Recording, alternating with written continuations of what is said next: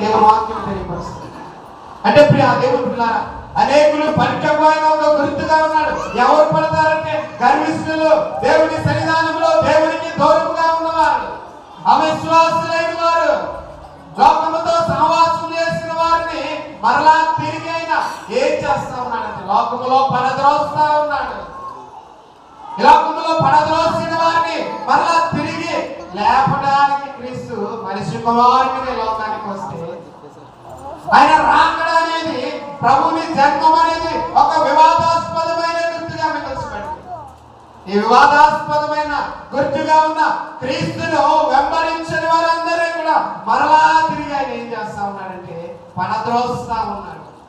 అందుకే మత్తయి సువార్త 21వ అధ్యాయము 42వ వచనంలో అక్కడ ఒక చక్కటి మాట రాయబడింది. మరియు యేసు వారిని చూచి ఇల్లు కట్టేవారు నిషేధించిన రాయి మూలకు తలరాయి